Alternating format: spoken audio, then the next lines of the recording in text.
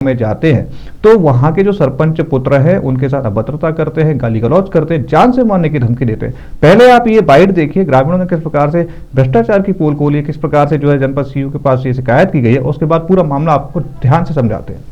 विकास कुछ नहीं, आरसीसी वगैरह हुई है और ये विकास आप देख रहे हो इधर, ये बाउंड्री वगैरह टूट पाट गई है। आरसीसी तो अभी हुई है, ज़्यादा समय नहीं हुआ, 1 साल से कम ही है। अच्छा, सीमेंट वगैरह कम होगी शायद, इस चक्कर में उखड़ रही है। बस अभी तो आरसीसी अकेली हुई है बस। शमशान घाट की तो बहुत ही ज़्यादा गड़बड़ है। कैसी? मतलब जब अर्थी जाती है ना तो पानी बरसात में बहुत दिक्कत आती है लोगों को। पानी बरसता है तो लाश भी जल्दी रह जाती है, फिर से कंडे वगैरह ले जाते हैं ईंधन वगैरह। कब से ऐसी स्थिति है? ये तो बहुत काफ़ी सालों से है, कम से कम 3-4 साल तो हो गई है इसे। हाँ बिल्कुल, शराब वगैरह पीने बैठे रहते हैं। हाँ, मना करो तो मानते भी नहीं है लोग यहाँ के। नशे का अड्डा बना रखा है। हाँ, मतलब नशे का अड्डा ही बना रखा है मैंने बात। होती है मॉनिटरिंग तो सब इंजीनियर के द्वारा होती है, डीओ पीसीओ भी इसको समय समय पे जाके देखते हैं। और कई बार ऐसा होता है कि राशि के कारण भी, समय पे ना आने के कारण वो थोड़ा सा विलम्ब हो जाता है, और कुछ सरपंच सचिव भी उतना रुचि से या उतनी गति से काम नहीं करते हैं, इस कारण से भी थोड़ा सा विलम्ब हो जाता है। लेकिन इसकी मॉनिटरिंग हम लोग करते हैं और हमारे काम पूर्ण भी हो रहे हैं काफी हद तक। अभी उसकी हम लोगों ने सब इंजीनियर को भेज के मौके पे दिखाया, आप लोगों ने भी उसका फोटो भेजा था, तो वो बात सही पाई गई थी। तो सचिव ने भी अपने स्तर से उसमें सफाई दी है, लेकिन अब उसका काम हम लोग दोबारा से चालू कर दिए हैं और जल्दी से जल्दी जो समस्या थी उसका समाधान हो रहा है। अब वो 1 सप्ताह में कर देगा, हम लोगों ने उसे बताया तो उसने भी कहा है कि 1 सप्ताह में ये काम हमारा कंप्लीट हो जाएगा। अच्छा, इसको भी मैं दिखवा लेती हूँ मौके पर, जैसा कि आपने बताया कि पंचायत भवन, और आपने मुझे अभी समक्ष में ये भी बताया था कि उस पर वसूली की कार्रवाई भी चल रही है, तो वो भी मैं इसको दिखवाती हूँ, फिर देखती हूँ इसमें क्या आगे कर सकते हैं। अभी जस्ट आपने बताया है, तो क्योंकि आपने मुझे वीडियो भी दिखाया है, तो वीडियो में तो खैर वो बात ही कर रहा था, ऐसा मुझे अभद्रता नहीं लगी, लेकिन फिर भी मैं उससे चर्चा करती हूँ। अगर ऐसा हुआ होगा मैं लोगों से बात करूंगी, अगर वहाँ कुछ लोगों के सामने इस तरह से कुछ हुआ होगा तो फिर मैं उसका कार्रवाई करती हूँ और उसका प्रस्ताव भी मैं अपने वरिष्ठ अधिकारी की तरफ भिजवाऊंगी, जो वहाँ के सरपंच है। उन्हीं के पुत्र ने किया था ना, सरपंच के पुत्र ने, तो मैं फिर सरपंच के खिलाफ भी कोई कार्रवाई भिजवाती हूँ यदि वो सही पाई जाती। अभी मैंने उसमें भी सब इंजीनियर को भेजा है कि आप जांच करके आए, क्योंकि मेरे पास राइटिंग में कुछ नहीं था। वहाँ के ग्रामवासियों ने भी अभी तक इस तरह की कोई शिकायत नहीं की थी, क्योंकि आपने मुझे बताया तो मैं उसकी जांच करा दी। अब ये अभी आपने बताया है तो अब मैं इसको दिखाऊंगी, अगर ऐसा है तो फिर सचिव सरपंच जो वहाँ के इसके लिए जिम्मेदार व्यक्ति हैं उन पर कार्रवाई करेंगे। आखिरकार मैडम, संज्ञान में आने के बाद ही मामले की जांच होती है, मॉनिटरिंग पहले अधिकारी क्यों नहीं करते? हाँ, करना चाहिए और जाते भी हैं।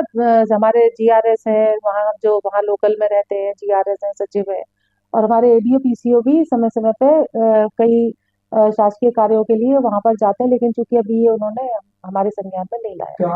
अब आरोप के लिए तो मुझे पर्टिकुलर पंचायत के नाम बताएंगे तो मैं उनकी जांच कराऊंगी। किरौल, अब आप कह रहे हो तो मैं करती हूँ, उसकी जांच करती हूँ, पूछती हूँ। तो आपने देखा कि किस प्रकार से पूरे मामले की शिकायत जो है जनपद सीयू को की गई, और जो ग्रामीणों ने बताया कि वहां पर स्कूल में शराबी जो है शराब पीते रहते हैं, शराब की जो बोतलें हैं वो देखने को मिल रही है, अनियमितता देखने को मिल रही है, लापरवाही देखने को मिल रही है, भ्रष्टाचार बड़े लेवल पर जो है वो देखने को मिल रहा है। लेकिन जो जिम्मेदार अधिकारी हैं, जो जनपद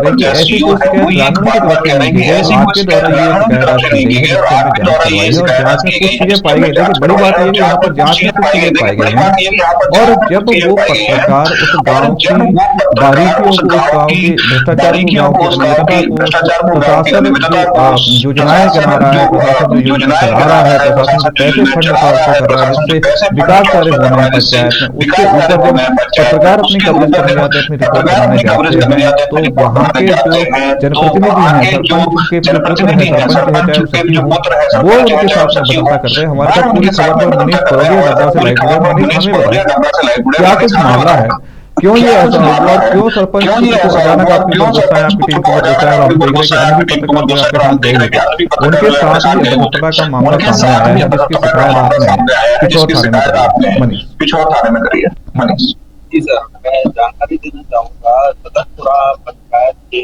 जब गोविंदा गाँव में पहुँचे तो सरपंच पद के द्वारा हमें कवरेज करने से रोका गया और बोला गया कि आप यहाँ किसकी परमिशन से आए हैं और किसने आपको भेजा हुआ है। उसको ये बंद कहते कराइए। हुए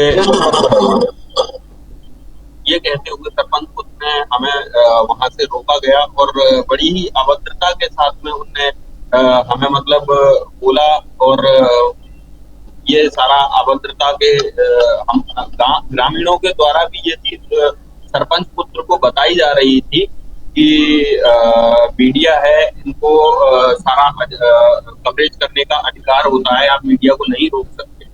फिर लेकिन भी मनीष हमें ये बताइए कि जब ये पूरी बात वहाँ के जो अधिकारी हैं, आपने जनपद पंचायत सीईओ को बताई और जनपद पंचायत सीईओ जिस प्रकार से बता रहे हैं कि भाई हमने जो है सरपंच से जांच कराई है और वहाँ पर जो अनियमितता देखने को मिली है, हम उसके ऊपर कार्रवाई करा रहे हैं, हमने सचिव को निर्देश दिया, हमने सचिव सरपंच को निर्देश दिया है और जो अमृतता वाली बात है वो जनपद सीईओ के संज्ञान में नहीं थी। पुलिस क्या कुछ करना चाह रही है? क्या पुलिस फिर से एक मुकेश चंद्राकर को दंड देना चाह रही है? क्या फिर से एक गांव का जो ठेकेदार है जिसको सरपंच भी कह सकते हैं वो फिर से एक मुकेश चंद्राकर प्रकार के जो पत्रकार को मारना चाह रहा है? क्या हम इस बार फिर से देश में एक और मुकेश चंद्राकर को बढ़ते हुए देखेंगे? सर हमारे सभी मेरे मेरे और पत्रकार साथी भी वहां पर मौजूद थे, उनके द्वारा भी इस चीज को हम लोगों ने संबंधित जो थाना क्षेत्र वहां पर बिछोर थाना लगता है वहां पर हमने अपना आवेदन के बाद मनीष क्या कुछ कार्रवाई जो है पुलिस के द्वारा की गई? थाना प्रभारी ने क्या कुछ अपडेट किया है? क्या सरपंच पुत्र जो है उनके खिलाफ किसी प्रकार की एफआईआर की गई है, उन्हें गिरफ्तार किया गया है, कोई बयान लिया गया है आपके सरपंच पुत्र का? थाना प्रभारी ने कल हम थाना प्रभारी से व्यक्तिगत रूप से मिलने गए थे, तो थाना प्रभारी का कहना था जो कड़ी से कड़ी कार्रवाई हम लोग कर सकते हैं वो कड़ी से कड़ी कार्रवाई आज वो कर देंगे। जी सर, मेरे साथ मेरे सहयोगी भी सर जुड़ने जा रहे हैं, जिनको जो वहाँ पर उस वक्त मौजूद थे, तो मैं उनसे आपकी डायरेक्ट बात करा देता हूँ। तो मेरे साथ जो मेरे सहयोगी थे उन्हें मैं जोड़ रहा हूँ कैमरा के माध्यम से। सर मदन झा। जैसा साहब हमें ये बताएं कि आप टीवी 24 की पत्रकारिता करते हैं, वरिष्ठ पत्रकार हैं, वहां पर किस प्रकार का ये मामला आया था और क्यों सरपंच जो कि एक वरिष्ठ नागरिक होते हैं पंचायत के, एक जिम्मेदार पदाधिकारी होते हैं, सरपंच होते हैं, वो जनप्रतिनिधि होते हैं पंचायत की तरफ से, तो उनके बदले इनका लड़का क्यों आया और क्या उनके लड़के को ये अधिकार है कि वो जो है पत्रकारों को डराए धमकाए? साहब मेरा सवाल ये है कि जब आप लोग खबर का कवरेज करने गए थे तो वहां पर सरपंच के बदले सरपंच का जो लड़का है, सरपंच पुत्र है, वो क्यों आया और क्या सरपंच पुत्र को इतना अधिकार है कि वो पत्रकारों को डराए धमकाए? देखिए बिल्कुल मैं बता दूं कि जब मौके पर पंचायत ग्राम पंचायत सतपुरा के ग्राम चौहत्ता में वहां पर कवरेज करने के लिए ऑन रिकॉर्ड जैसे हम लोगों ने रिकॉर्ड में निकाला था कि कई चीजों में भ्रष्टाचार लगा हमें कि इन मामलों में घोटाला है, तो इस संबंध में जब हम वहाँ पर पहुंचे और जब जैसे ही पंचायत में जाकर कुछ ग्रामीण लोगों से बातचीत करने लगे तो स्टेज पीछे सरपंच पुत्र आते हैं और हम लोगों से आते ही आनंद सवाल उठाते हैं कि आप लोगों को यही किया क्या, आप लोग इसी पंचायत में क्या करने आए हैं, किसके आदेश से आए हैं। हमने जैसे ही हम पत्रकार साथियों ने बताया कि हम अपना काम कर रहे हैं, हम यहाँ पर कवरेज करने आए हैं, ग्रामीणों से बात कर रहे हैं, तो कह रहे आपको इतना अधिकार नहीं है, आप यहाँ कवरेज नहीं कर सकते हैं। अच्छा मदन जी हमें ये बताइए कि जब आप किसी पंचायत में कवरेज करने गए तो उस पंचायत का जो प्रतिनिधि होता है वो सरपंच होता है, जो जिम्मेदार होता है वो सरपंच होता है, पदाधिकारी जो होता है वो सरपंच होता है, जनता के तरफ से जो चुना जाता है वो भी सरपंच होता है। तो सरपंच पुत्र का वहां पर क्या रोल? सरपंच पुत्र क्या देखने आए थे, क्या बताने आए थे और किस प्रकार से, किस अधिकार से आपको देखने थे? क्या सरपंच पुत्र कानून से ऊपर है? क्या सरपंच पुत्र जो है वहां पर पदाधिकारी है? क्या सरपंच पुत्र जो जनता के द्वारा चुने गए?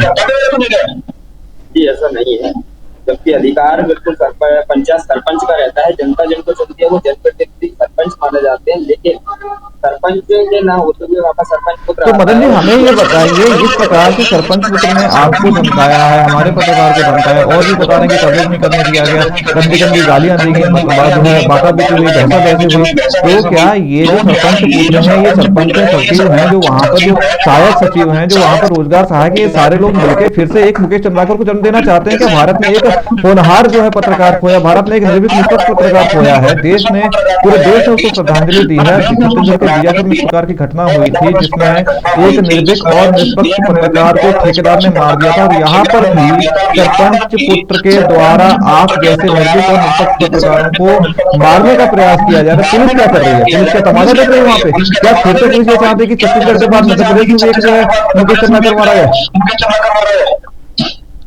ये तो बिल्कुल है कि आज के दौर में पत्रकारिता करना एक बहुत बड़ा कठिन कार्य है, बन गया है। क्योंकि अगर पत्रकार अगर ईमानदारी से अगर पत्रकारिता करते तो पत्रकारिता करते तो बिल्कुल कहीं ना कहीं छत्तीसगढ़ के बीजापुर में मुकेश चंद्राकर जैसे हालात बन सकते हैं। मुकेश चंद्राकर जैसे हत्या या मारपीट या इस तरीके से दबंग लोगों के शिकार हो सकते हैं। ऐसा पत्रकारिता बिल्कुल आज खतरे में है, और पत्रकारों को ना ही कोई सुरक्षा है, ना ही कुछ थाने में इस तरीके। बिल्कुल अमर जी, हमारा सवाल भी यही है कि जिस प्रकार से आपने जनपद पंचायत सीईओ को आवेदन दिया, जनपद पंचायत सीईओ के संज्ञान में पूरा मामला दिखा है, हम देख रहे हैं कि आपने जो है पिछौर पंचायत में, पिछौर जो थाना है उसमें भी आवेदन दिया, तो पुलिस अभी तक शांत क्यों बैठी? पुलिस ने सरपंच पुत्र के खिलाफ कोई एक्शन क्यों नहीं लिया?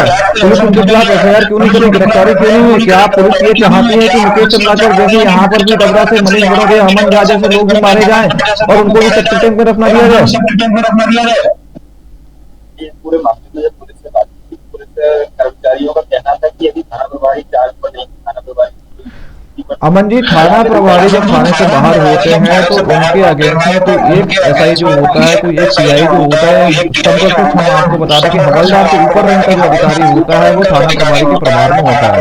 ये गैर जिम्मेदाराना हरकत पुलिस के कर्मचारी कैसे कह सकते हैं? क्या आपने वहां पर एसडीओपी से, एडिशनल एसपी जो निरंजन शर्मा है, वहां पर उनसे चर्चा करने का प्रयास किया था? एसडी से एसपी के संज्ञान में पूरा मामला डाला था? थाने में आवेदन देने के बाद थाने से जो उस समय वर्तमान में चार्ज पर थाना प्रभारी जो बने थे हरिकेश पटेल नाम का उनका जो चार्ज पर थे, वहाँ पर उससे ही बात हुई थी। उनका कहना यह था कि मैं कार्रवाई करूंगा इस पूरे मामले को लेकर।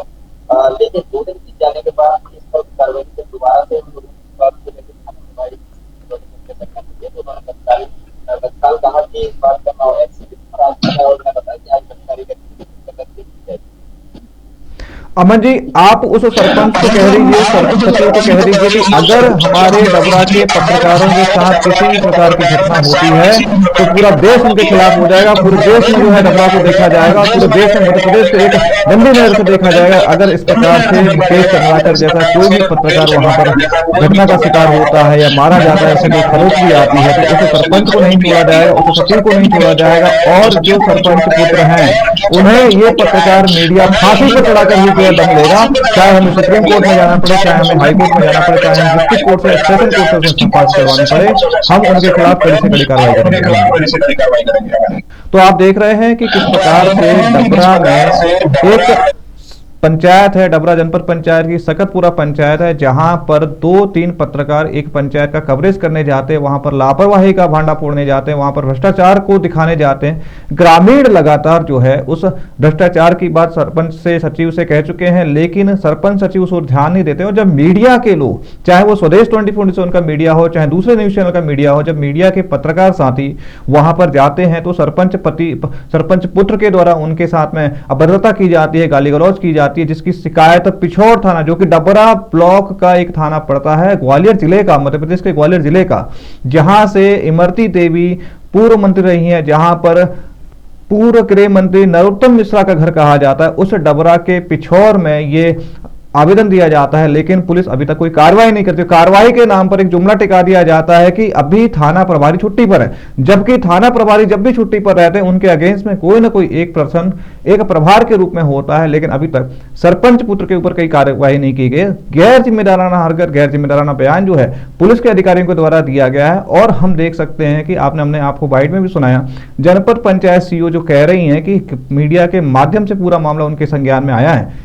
सब इंजीनियर से जांच कराएगी। सब इंजीनियर से जांच कराने के बाद मामला और भी देखा गया, घटना सामने आई है, लापरवाही देखने को मिली, भ्रष्टाचार देखने को मिला, जिसके बाद सचिव को जो है आदेश दिया गया है। लेकिन जब अभद्रता की बात की जाती है तो उसकी जांच कराने के बाद जो है जनपद पंचायत सीईओ के द्वारा की जाती है। अब देखना ये होगा कि स्वदेश 24/7 न्यूज चैनल के बाद ये खबर उठने के बाद में वहां के जो आला अधिकारी हैं, एडिशनल एसपी हैं, जो जिले के ग्वालियर जिले के जो एसपी हैं, वो क्या हरकत करते हैं, वो क्या एक्शन लेते हैं इन अधिकारियों के खिलाफ जो कि एफआईआर नहीं कर रहे हैं, गिरफ्तारी नहीं कर रहे हैं, और जनपद पंचायत सीईओ जो गैर जिम्मेदाराना बयान दे रही है वो क्या कार्रवाई करती है उस सरपंच के खिलाफ, सरपंच पुत्र के खिलाफ और सचिव के खिलाफ।